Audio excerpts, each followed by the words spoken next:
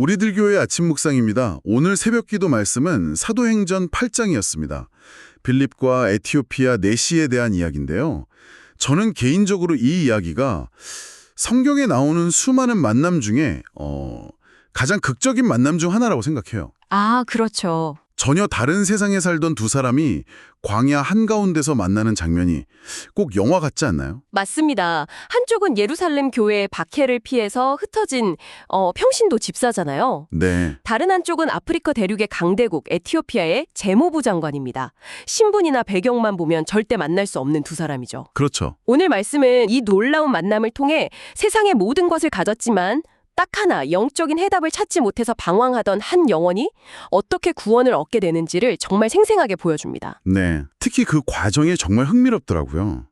오늘 이 이야기를 함께 깊이 파고들면서 왜 그토록 똑똑하고 유능했던 내시가 혼자서는 성경을 깨달을 수 없었는지, 그리고 그를 가로막고 했던 그 거대한 장벽이 무엇이었는지 하나씩 살펴보려고 합니다. 이 이야기가 오늘을 시작하는 여러분 모두에게 큰 힘과 지혜를 줄 것이라고 믿습니다. 네. 자, 그럼 이야기의 배경부터 한번 짚어보죠. 모든 것의 시작은 예루살렘 교회가 겪은 끔찍한 박해였습니다.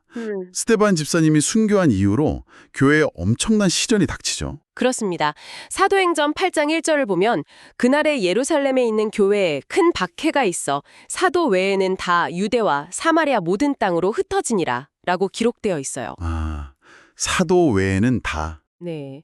여기서 주목할 점이 바로 그거죠. 사도 외에는 다 흩어졌다.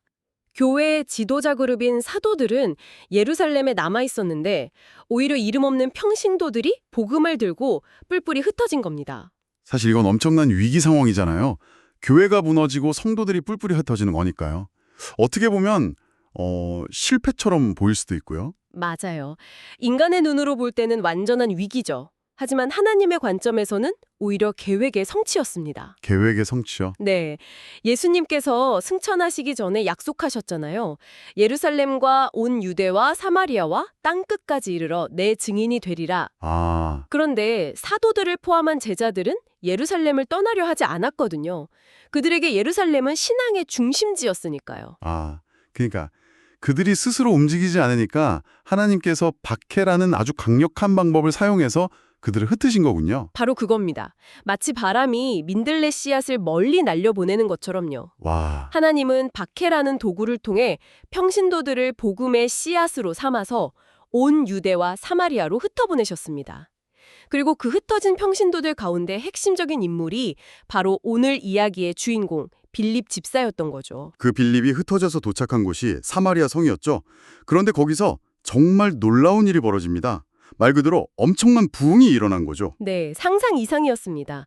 빌립이 그리스도를 전파하니까 많은 사람에게 붙었던 더러운 귀신들이 크게 소리를 지르며 나가고 또 많은 중풍병자와 못 걷는 사람이 나으니 그 성에 큰 기쁨이 있더라고 성경은 기록합니다. 와, 도시 전체가 기쁨으로 들썩이는 그야말로 뜨거운 부흥의 현장이었네요. 그랬던 거죠. 요즘 말로 하면 그냥 대박이 난 거잖아요.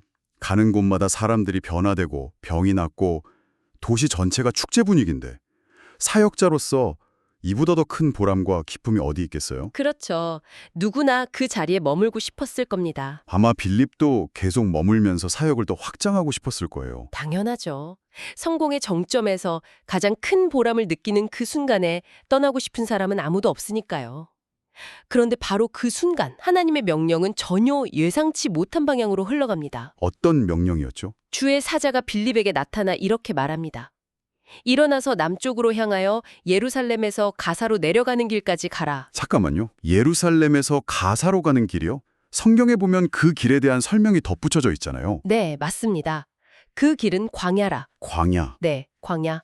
사람이 없는 황량한 땅입니다. 수만 명이 모여 환호하는 부흥의 중심지에서 사람 그림자 하나 없는 텅 빈 광야로 가라는 명령이었습니다. 와, 이건 정말 이해하기 힘든 명령인데요. 그렇죠. 효율성 면에서 봐도 말이 안 되잖아요. 많은 사람을 구원할 기회를 버리고 왜 굳이 아무도 없는 곳으로 가라는 건지. 바로 그 지점입니다. 여기서 우리는 하나님의 계산법이 우리와는 완전히 다르다는 걸 보게 되는 거죠. 이 명령은 하나님의 관심이 어디에 있는지를 극명하게 보여줍니다. 하나님은 수많은 군중의 환호성보다 구원받기로 작정된 단 한 사람의 영혼에 더 깊은 관심을 가지고 계십니다. 한 영혼이 천하보다 귀하다는 말씀이. 바로 그겁니다. 빌립은 이 비상식적인 명령에 즉시 순종해서 광야로 향합니다. 그리고 그 광야에서 빌립은 마침내 하나님이 예비하신 그 한 사람을 만나게 됩니다. 바로 에티오피아 여왕 간닥의 국고를 맡은 내시였죠. 네. 이 사람이 어떤 인물이었는지 좀 더 자세히 설명해 주실 수 있나요? 그는 단순히 고위 관리가 아니었습니다. 여왕의 모든 국고를 맡은 관리라는 표현은 그가 오늘날의 재무부 장관이자 비서실장을 겸하는 나라의 경제권을 총괄하는 최고 실세였음을 의미합니다. 와, 재무부 장관급이요? 네, 에티오피아가 당시 아프리카의 강대국이었으니 그의 권력과 부는 상상을 초월했을 겁니다. 아니 그런 어마어마한 인물이 뭐가 아쉬워서 그 먼 아프리카에서 예루살렘까지 예배를 하러 왔을까요? 그 여정이 보통 힘든 게 아니었을 텐데요. 정말 그렇죠. 수천 킬로미터에 달하는 길을 그것도 고대에 여행한다는 건 목숨을 걸어야 하는 일이었습니다. 네, 이 사실 하나만 봐도 그가 하나님을 향한 엄청난 영적 갈증을 가지고 있었음을 알 수 있는 거죠. 그는 세상의 부와 명예를 다 가졌지만 그것이 자기 영혼을 채워주지 못한다는 걸 본능적으로 알고 있었던 겁니다. 그래서 해답을 찾으려고 예루살렘 성전까지 찾아왔군요. 그런데 예배를 드리고 돌아가는 길인데도 표정이 그리 밝아 보이지는 않아요. 여전히 수레 위에서 성경을 읽고 있었으니까요. 네, 바로 그 장면이 그의 내면 상태를 보여주는 겁니다. 예배를 드렸지만 여전히 공허했던 거죠. 이사야서를 읽고 있었지만 그 의미를 깨닫지 못하고 있었고요. 왜 그랬을까요? 왜냐하면 그에게는 근본적인 문제가 하나 있었기 때문입니다. 바로 율법의 벽이었습니다. 율법의 벽이요? 그게 구체적으로 무엇인가요? 신명기 23장 1절 말씀입니다. 고환이 상한 자나 음경이 잘린 자는 여호와의 총회에 들어오지 못하리라. 내시인 그는 신체적인 조건 때문에 율법에 의해 하나님의 백성 공동체에 공식적으로 들어갈 수 없는 존재였습니다. 세상에. 예루살렘까지 왔지만 성전의 이방인의 뜰만 밟았을 뿐 하나님의 임재가 있는 성소 가까이 나아갈 수가 없었던 겁니다. 정말 충격적이네요. 그토록 하나님을 만나고 싶어서 그 먼 길을 왔는데 율법이 너는 자격이 없어, 들어올 수 없어 라고 막아서고 있었던 거군요. 맞습니다. 세상에서는 최고 권력자였지만 하나님 앞에서는 문전박대당하는 신세였던 셈입니다. 그 절망감이 얼마나 컸을까요? 상상하기 어렵네요. 그의 막대한 재물도 높은 지위도 이 영적인 저주와 소외감을 해결해주지 못했습니다. 바로 그 절망의 순간 성령께서 빌립에게 이 수레로 가까이 나아가라고 말씀하십니다. 네. 그리고 빌립은 그가 읽고 있는 성경 구절에 대해 대화를 시작하는 거죠. 그때 내시가 읽고 있던 부분이 바로 이사야 53장이었죠. 마치 도수장으로 끌려가는 어린 양과 잠잠한 양같이 그의 입을 열지 아니하였도다. 이 구절이었습니다. 네, 내시는 이 구절을 읽으면서 큰 혼란에 빠져 있었어요. 그래서 빌립에게 묻잖아요.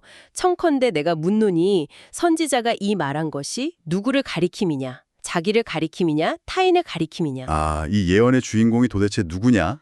네, 이건 그의 인생을 건 질문이었습니다. 그리고 빌립의 입에서 그 질문에 대한 답이 선포됩니다. 빌립이 입을 열어 이 글에서 시작하여 예수를 가르쳐 복음을 전하니 바로 이 구절이 모든 문제의 해결책이었네요. 그렇습니다. 빌립은 이 고난받는 어린 양이 바로 십자가에서 말없이 죽으신 예수라고 설명합니다. 그분이 바로 메시아이며 내시 당신을 가로막고 있던 그 율법의 모든 저주와 정죄를 대신 짊어지셨다고 선포한 겁니다. 그 순간 내시의 머릿속에 있던 모든 퍼즐 조각이 맞춰졌겠네요. 너는 들어올 수 없다고 자신을 정죄하던 그 율법의 문제를 이사야서에 예언된 바로 그 어린 양 예수님이 해결하셨다는 걸 깨닫게 된 거죠. 네, 그 희열이 얼마나 대단했을까요? 그 기쁨은 그의 즉각적인 반응에서 나타나죠. 맞습니다. 길을 가다가 물이 있는 곳을 보자마자 그는 외칩니다. 보라, 물이 있으니 내가 세례를 받음에 무슨 거리낌이 있느냐? 거리낌. 네, 이 거리낌이라는 단어가 핵심입니다. 율법이 그의 인생에 걸어놓았던 모든 거리낌이 예수 그리스도의 복음 안에서 완전히 사라진 것입니다. 내가 예수 그리스도께서 하나님의 아들이심을 믿노라고 고백하고 세례를 받는 장면은 정말 감동적입니다. 그런데 이 사건이 단순히 한 개인의 구원으로 끝나는 게 아니라 구약의 예언이 성취되는 엄청난 사건이라고 하셨죠. 네, 바로 이사야 56장의 예언이 성취된 것입니다. 하나님은 이사야 선지자를 통해 이렇게 약속하셨거든요. 고자도 말하기를 나는 마른 나무라 하지 말라. 나는 마른 나무라는 표현이 참 가슴 아프게 들립니다. 자식을 낳을 수 없어서 대가 끊기고 결국 역사 속에서 이름마저 사라질 운명이라는 절망적인 자기 고백이잖아요. 맞습니다. 고대 사회에서 후손이 없다는 건 존재의 소멸을 의미하는 끔찍한 저주였습니다.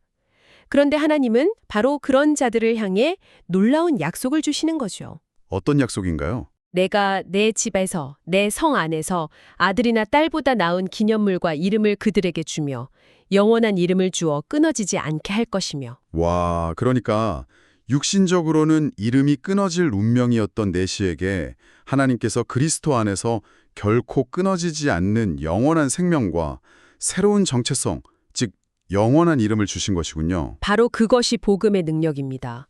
내 집은 만민이 기도하는 집이라는 말씀처럼 예수 그리스도의 십자가를 통해 유대인이나 이방인, 건강한 자나 신체적 결함이 있는 자, 그 어떤 차별도 없이 모두에게 구원의 문이 활짝 열린 것입니다. 네, 예. 예루살렘에서 시작된 복음이 사마리아를 거쳐 마침내 땅끝으로 여겨졌던 아프리카의 이방인 내시에게까지 이른 역사적인 순간입니다. 오늘 이 빌립과 내시의 이야기가 지금을 살아가는 우리에게 던지는 메시지가 참 분명한 것 같습니다. 우리는 흔히 화려해 보이는 사람들, 모든 것을 다 가진 것처럼 보이는 사람들은 아무런 문제가 없을 거라고 생각하기 쉽잖아요. 맞습니다. 좋은 차를 타고 좋은 집에 살고 높은 사회적 지위를 가진 사람들을 보면서 부러워하고 그들은 당연히 행복할 거라고 지레짐작하죠. 네. 하지만 오늘 말씀 속 에티오피아 내시가 그것이 사실이 아님을 보여줍니다. 그는 세상 가장 화려한 수레를 타고 있었지만 그의 영혼은 나는 자격이 없어 라는 율법의 정죄 아래 신음하며 광야를 헤매고 있었습니다. 하나님은 그 한 사람의 신음소리를 들으셨고 가장 뜨거운 부흥의 현장에 있던 빌립을 빼내어서 그 한 사람이 있는 광야로 보내셨습니다. 네, 하나님의 시선이 어디를 향하고 있는지 다시 한번 생각하게 됩니다. 오늘 하나님께서 우리를 부르신 삶의 자리가 바로 우리의 광야일 수 있다는 생각이 드네요. 맞습니다. 때로는 그곳이 너무나 평범하고 아무런 열매가 없는 것처럼 보일 수 있습니다. 하지만 바로 그곳에 하나님께서 예비해 두신 복음이 절실하게 필요한 한 영혼이 있을 수 있다는 거죠. 어쩌면 그 사람은 우리 직장의 동료일 수도 있고 매일 마주치는 이웃, 심지어 가장 가까운 가족일 수도 있겠네요. 겉으로는 아무 문제 없이 성공적인 삶을 사는 것처럼 보이지만 마음속 깊은 곳에서는 나는 들어갈 자격이 없어 라는 절망감에 갇혀있는 누군가가 있을지 모릅니다. 빌립이 내시에게 다가가서 읽는 것을 깨닫느냐고 물었던 것처럼 우리도 그들에게 다가가서 영적인 대화를 시작할 용기가 필요합니다. 그들의 진짜 문제, 그 영혼의 갈증에 귀를 기울일 때 하나님께서 우리를 통해 복음의 통로로 사용하실 것입니다. 오늘 하루 여러분의 삶이라는 광야에서 하나님이 만나게 하실 그 에티오피아 내시는 누구일지 한번 기도하며 돌아보는 시간을 가지면 좋겠습니다. 그 한 사람을 향한 하나님의 마음에 동참하며 빌립처럼 즉시 순종하여 다가갈 수 있는 저와 여러분이 되기를 바랍니다.